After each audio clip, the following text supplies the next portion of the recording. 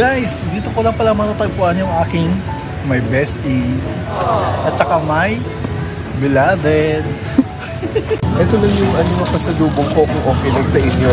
Meron tayong pansit canton. Ito siguro mas magugustuhan yung lapas batchoy. Siguro kulang pa yung mga dilata ni Noy. Naisip ko, instead na spam yung ipapasalubong ko or corned beef, meron naman tayo dito mega sardines. Namit niyo sa sumpa. Kita ko, dire sa Walmart, saka mga pinapdos ko para sa mga kabubuan. Pili na kamo diyo, breadstick, ding-dong, sawa, kamotay, mga palo, eggnog. Kami ko lang na pamilya, kasi uwi muna ako sa Pinas, hindi ko na kaya dito sa Canada ang lamig.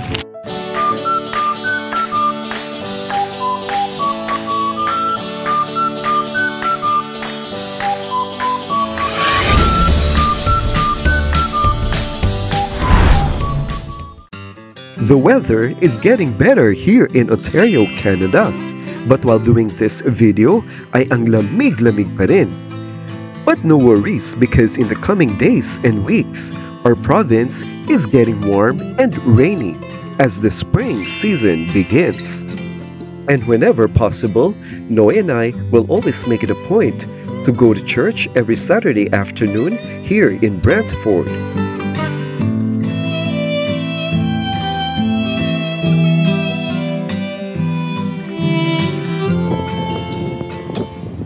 Hey mga kachinoys, kakatapos lang naming mag-simba dito sa St. Mary's Church. Hi guys, second time namin magsimba dito. So ayan guys yung simbahan, ayan pakita ko sa inyo. Ayan. Ayan. Dito nga pala guys, ang simba rito is every Saturday and Sunday lang. Unlike dyan sa Pilipinas, di ba, na open parati yung simbahan. Oo, so anytime na gusto nyo mag-visit ay naka-open ito. And then grabe, today sobrang lamig talaga. Ayan, frozen yung kamay ko. Although hindi naman siya nag-snow, pero for the past few days kasi nag-positive na kami, kaya medyo nag-melt na yung mga snow as you can see dyan sa daan. May konting snow pa rin na yung mga natira noong snowstorm. Sobrang lamig. Nakakatawa guys, kanina nagpa-car wash kami, syempre -8. Paglabas dun sa machine, hindi ko na napunasan kasi ito siya nag-frozen. Oh no! Nag-yellow ka agad siya. Ito nakikita nyo, yellow. Nakakatuwa So for now, pupunta muna tayo sa Walmart. Mag-grocery lang ulit ng konti and don't forget na every Saturday, ang gimmick talaga ng mga tao dito ay ang mag-grocery.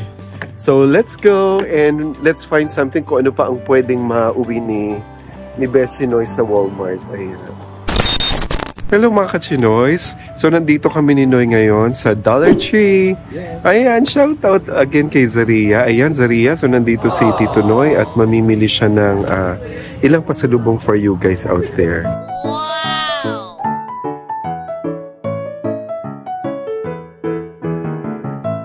Hi guys! So dami ko lang na pamilya kasi uwi muna ako sa Pinas, hindi ko na kaya dito sa Canada ang lamig. Ngayon nag-7 na naman. So mo ng kapal na naman ang damit ko. Dami ko lang pamilya na mga pasalubong para sa mga kiddos, kids at heart. Pag-uwi ko. Yan, so hati-hati sila dito. So para sa mga umuuwi na mga Pinoy or kahit na anong lahi, maganda pumunta rito guys. Especially if you have kids, ganyan, or mga kamag-anak nyo na mga bata.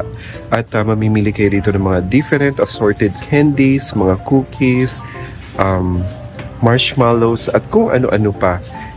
It's with a reasonable price. Ayan. So one of the best place to go is dito sa Dollar Tree. Hanap nyo ba ang ilang Asian or Pinoy products? Meron sila niyan dito sa Freshco Supermarket. Wow! Guys, barato lang guys! Ano? Buto-buto. Baby back ribs. It's $2.99 per pound. Yeah, this is something $11 and so lumalabas pa ng guys 440 pesos. Wow! Apple. Guys, blackberries. Pada ko Mexico. 1.88 na lang. Matag. Namimiss ko to. Hi guys, grabe. Meron ditong yung 1940s yata to or 30s na logo ng Pepsi Cola. May nilabas silang cream soda. Ang lasa nito is para siyang vanilla Pepsi. Lumaki kami na Pepsi products ang iniinom natin. Guys, so may Filipino section, Goldilocks cake. It's 12.49. Gusto nyo ng pan, saging, dahil saging. Tapos may, ayan, mga nilagang saging. At saka itong siopaw. Pinoy food. Pero dito particular Filipino. Ito parang version ng Pure Foods hotdog. Viva. Pero napakamahal. Kano siya? 9.99. So $10. Ganun pa kami. 400 pesos guys, napakamahal. Hello sa mga Agarado Squad. Naku, grabe. I'm so sad na uuwi si Noy. Siya nga pala, nag-shopping kami dito sa last day of shopping dito sa Walmart.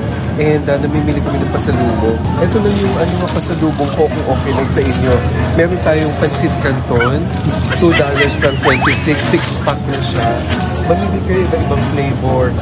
Ito siguro mas magugustuhan nyo. Lapas Batchoy. Namit? Oo, namit yan. Ito, si Marlene. Marlene, para sa iyo to, super cute Pancit Canton. Pancit Bihon.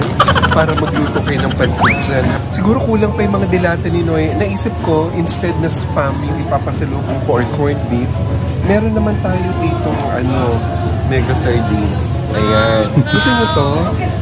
Tapos yung magsasalad kayo dyan, ito Angel Condensada. Teka, pipili ako ng the best. May tayong 5-5. Ligo. Ayan, tapos may ligo rin. Tapos samahan na rin natin ng Mang Tomas UFC. Toyo food. Ito na yung mga pasalubong namin. Pasensya na talaga guys. Ito na nakayanan ko ha. Pasensya lang. Kaya mo lang kita ko dire sa Walmart. Saka mga pinapdos ko para sa mga kabubukan. Pili na kamo diyo. Breadstick, ding-dong, sawa, kanotay, mga parang egnog. Puesto. May ali pa dito. Chips. Clover chips. Chicharon. Gusto yung chicharon. Coffee. Namit niyo sa suba. Ayaw mo dyan para kay Sarilla. Kay JJ. Guys, dito ko lang pala matatagpuan yung aking my bestie. At saka my beloved. Hi guys, dito kami ngayon sa Walmart, Brantford. And we're completing our shopping for my dadalhin. Pasalubong. For my pasalubong. So I've got fructis and for men, 3-in-1. And after a long day of shopping, Noy's pasalubong, it's dinner time. Hello mga kachinoys! I got an invitation for dinner for two. So yun yung nakuha ko if you remember from my last vlog during the Hilton Christmas party. So that's one of the perks na nabunot ko. And I felt like I'm really one of the luckiest. That this is my first time dito sa The Keg. So it's my first time here and the ambiance is actually really social and it's nice. So let's try to enjoy the night with the food and let's find out kung talagang masarap and sulit yung dinner dito sa The Keg. So I tried it. It's crispy. Okay naman siya. Sorry ha, talagang mas masarap yung calamari na natikman ko sa ibang restaurant. Especially yung sa Fridays before. Regarding our calamari. Actually masarap siya, gusto ko. Pero napaka-chewy. Sumasakit na yung bagang ko sa kakatsa. Pero masarap.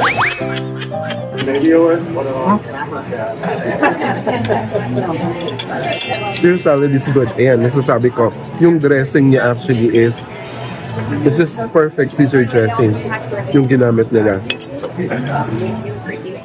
For the Caesar salad, okay lang.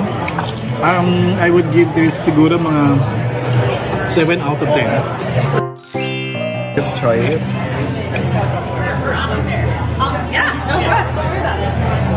It's really good. And then let's try the garlic mashed potatoes. Sarap din. And also it comes with broccolets. So with a stem. Okay, let's rate the plate. 1 out of 10, it's 10. Perfect.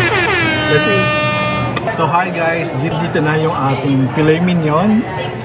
It's a 10 ounce. Then It's cooked medium well. It's cooked medium well, and there is a side dish of mushrooms and Baguio beans and beans. I'll try it. There's also a sauce for this. Come on guys, let's try for first bite.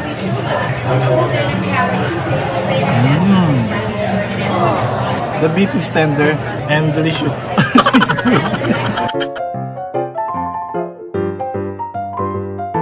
Ayan, so as they said, the sweetest part of the meal is the dessert. So we decided yung cheesecake with raspberry topping.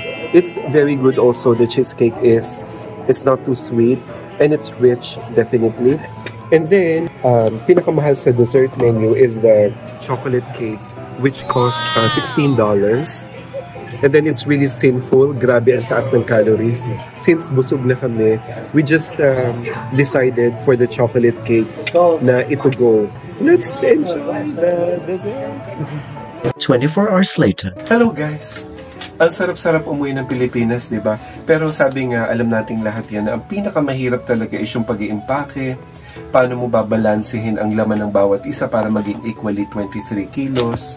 So, yung isang bag ay natapos na namin. Toothpaste, syempre mga lotion, sabon, di ba? Parang mga Pilipino, mga binibigyan mo ng pasalubong na mga kamag-anak mo parang hindi naliligo, hindi nag-toothbrush na.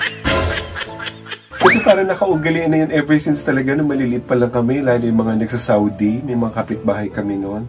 So, ganun ang mga dala-dala, shampoo, sabon, toothpaste. Masakit na sa kaloob akong mawalay sa akin ang kapatid ni Pucholo, si Paquito. Ay, iuwi ko na siya ng Pilipinas. Pag alis din naman nila, pagbalik niya rito, iiwan niya to sa kama ko. Parang may happy baby na nakabantay sa bahay. Ayan. So, kasya siya dito sa baggage na to. Ano? Ayan, ang saya-saya niya.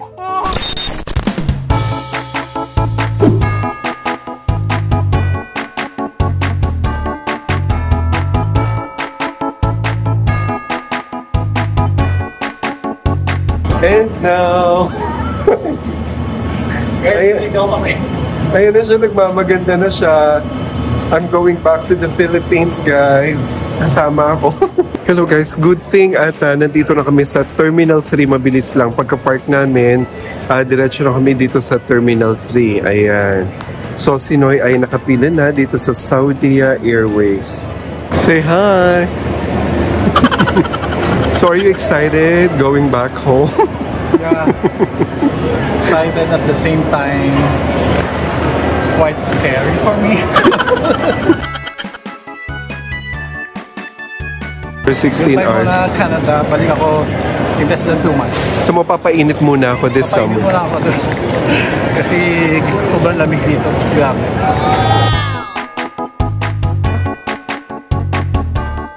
Grabe, parang gusto kong sumama. Iiwan ako ni Noy. But anyway, it's time for him to check in. Ayan, so I'm gonna miss you. Wala na ako aawayin. Sige, bye-bye.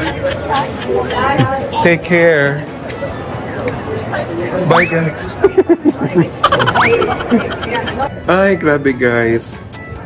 It's a sad feeling, no? Every time na may ihahatid ka sa airport, especially yung mga close sa'yo, like family, relatives, and friends that is really close to your heart.